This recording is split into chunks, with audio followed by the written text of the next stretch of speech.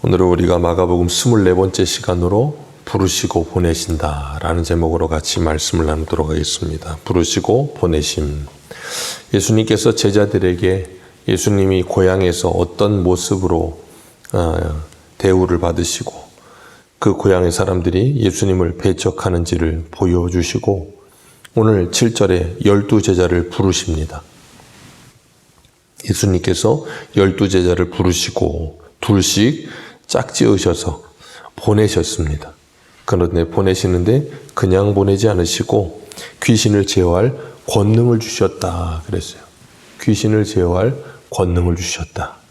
예수님께서 부르시고 보내시며 주십니다.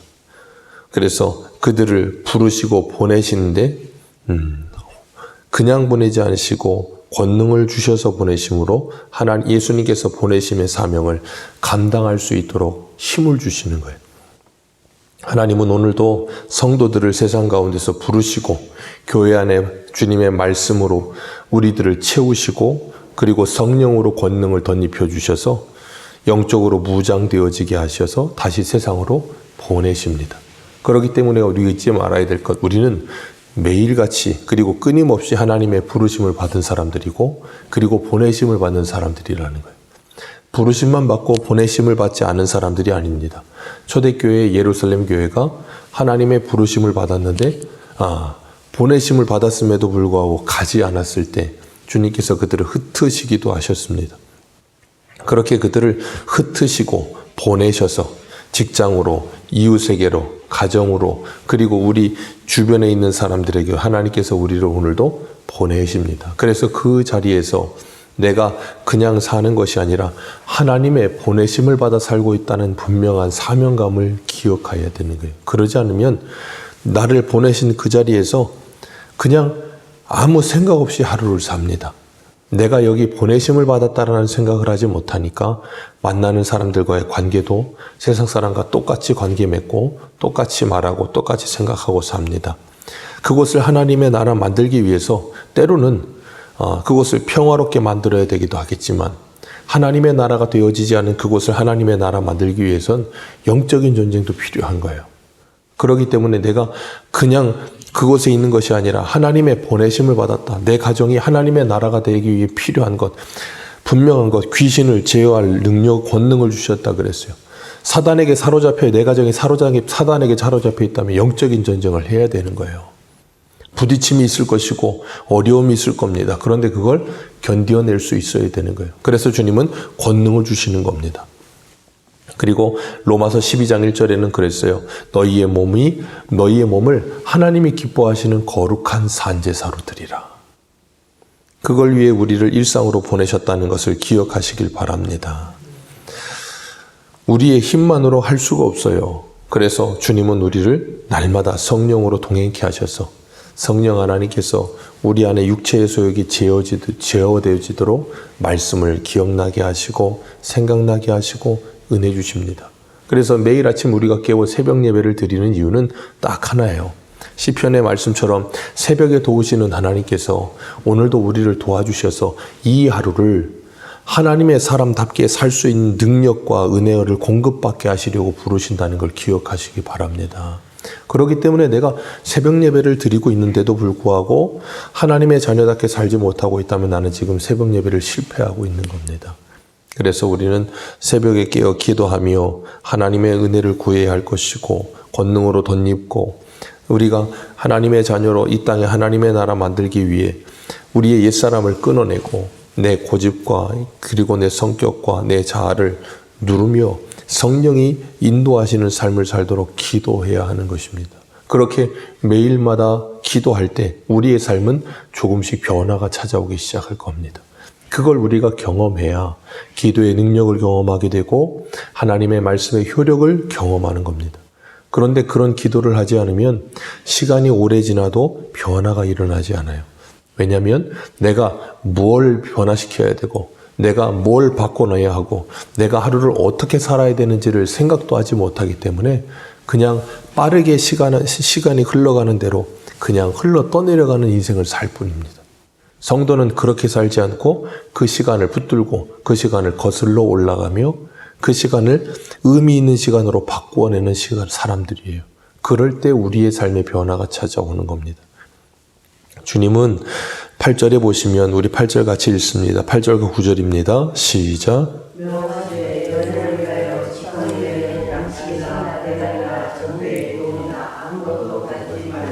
10만 신고 두 벌 옷도 입지 말라 하시고, 주님께서 제자들에게 전도 여행을 보내시는데 아무것도 준비하지 말래요. 그냥 지팡이 외에는 아무것도 준비하지 말아라.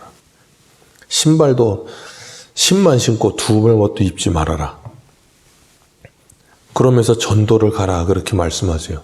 무장되어진 게 아무것도 없어요. 딱 하나밖에 없습니다. 7절에 말씀하시는 것처럼 권능을 주십니다. 권능을 주시는 그 권능을 덧입는 일 외에는 아무것도 준비하지 말라 그러세요. 왜 그럴까요?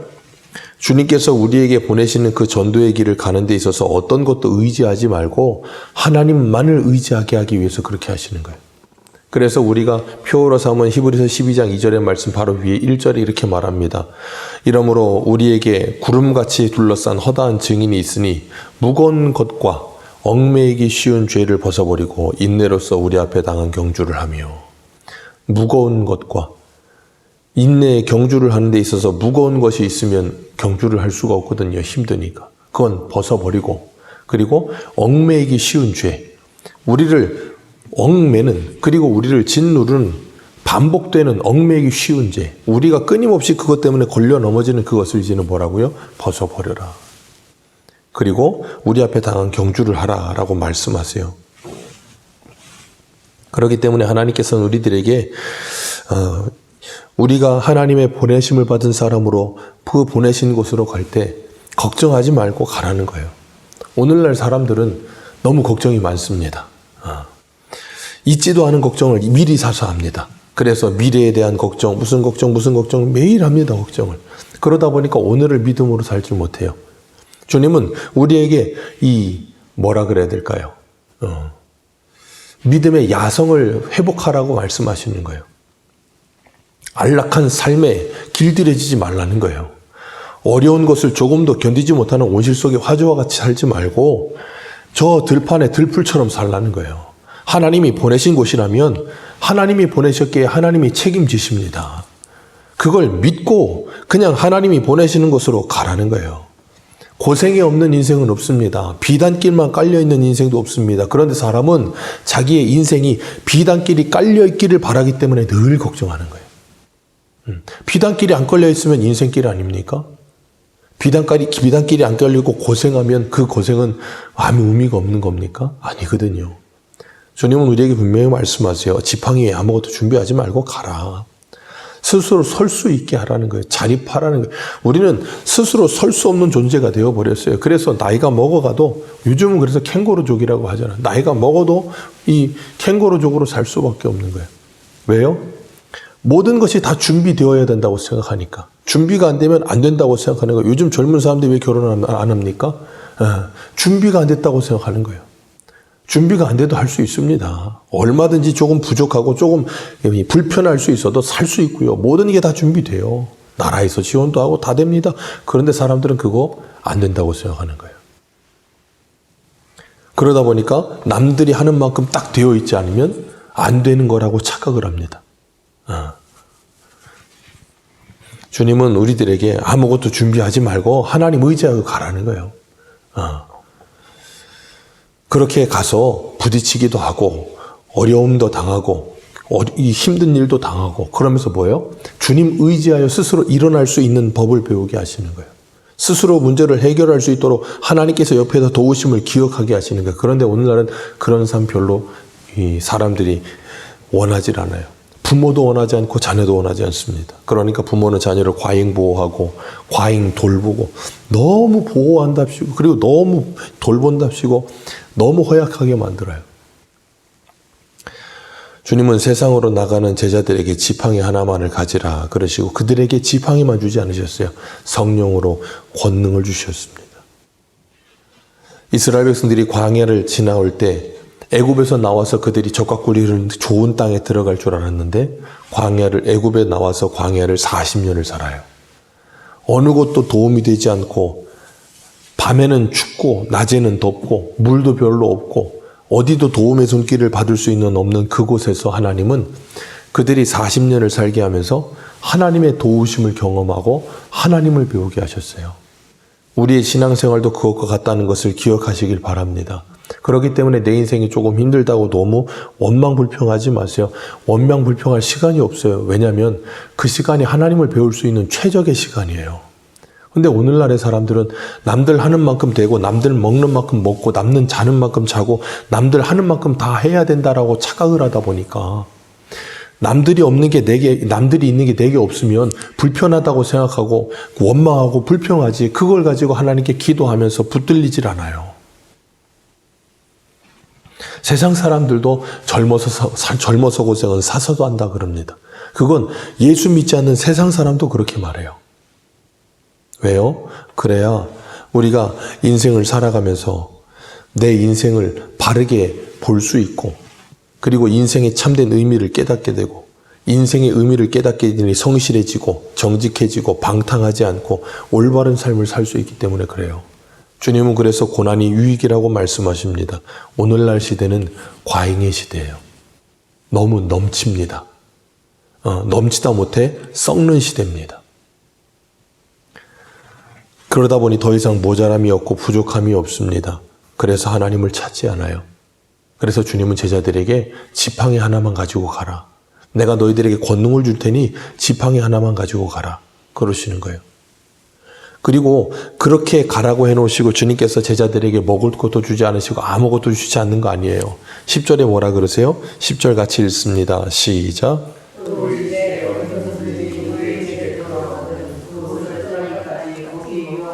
네, 분명히 주님은 이 전도 여행을 가는 제자들이 어느 곳을 가든 그 마을에 그들을 영접할 수 있는 집이 있을 거라는 걸 말씀하시는 거예요. 그러니 걱정하지 말고 가라는 거예요.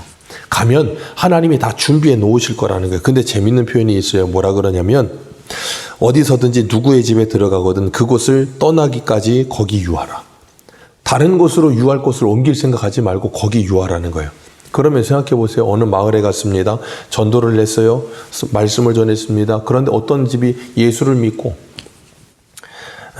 자기 집에 그 전도자를 모셨습니다. 그런데 거기에서 한 1년을 살아요. 1년을 사는 동안에 계속 복음을 전하다 보면 믿는 사람들이 나타나지 않겠습니까? 믿는 사람들이 나타나다 보면 그 자기가 머물고 있는 집보다 더 좋은 집이 있을까요? 없을까요? 있을 거예요. 경제적으로도 여유롭고 더 큰 집도 있을 것이고 여러 가지 형편이 있을 것인데 주님은 분명히 말씀하세요. 그 동네를 떠나기까지 거기 유하라. 다른 곳으로 옮기지 말고 거기 유하라는 거예요.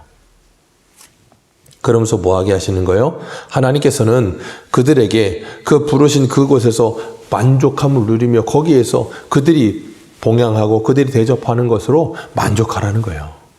더 좋은 조건이 있다고 그리로 옮기고 그런 거 하지 말라는 거예요. 목회자로 부르심을 받는다는 것은 이 말씀이 우리들에게 참 목회자들에게 참 중요한 표현의 말씀인 것 같아요. 왜냐하면 요즘 젊은 분들은 너무 쉽게 옮긴대요. 너무 쉽게 옮긴대요. 제 동기 중에도 후배 중에도 이렇게 목회를 하는 분들이 전도사님을 총빙하는데 전도사님들 이력서를 보면 1년 이상 아니면 2년도 이 사역을 안 한 이력서들이 허다하대요. 몇 개월 하다가 옮기고 몇 개월 하다 옮기고 거의 대부분 사례가 저쪽이 더 많고 그러면 여기 있다가 사례 몇십만 원 더 주면 저로 가고 환경 좀 더 좋으면 저쪽으로 옮기고 계속 옮긴다는 거예요. 주님은 분명히 말씀하세요. 그러지 말라는 거예요. 분명히 더 좋은 조건과 더 좋은 상황이 있을 수 있습니다. 없을 수 없죠. 당연히 있죠. 그런데 그렇게 해가지고 목회하는 거 아니에요. 그렇게 해가지고 주님의 말씀을 따라가는 거 아니라는 거예요. 그리고 또 하나 그 마을 사람들이 예수를 많이 믿게 되면 서로 목회자를 모시겠다고 경쟁하는 일을 할 거라는 거예요. 그런 일을 미연에 방지하기 위해서 그러지 말라는 거예요. 그리고 11절 같이 읽습니다. 시작.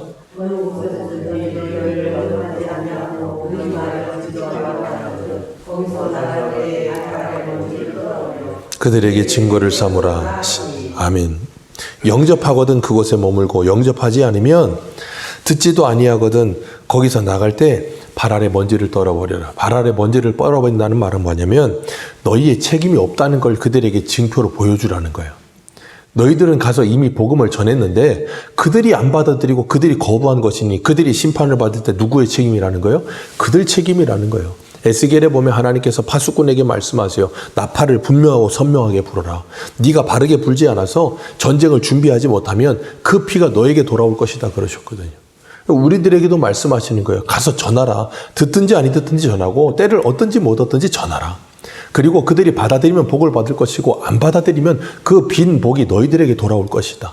그러니까 걱정하지 말고 전하라는 거예요.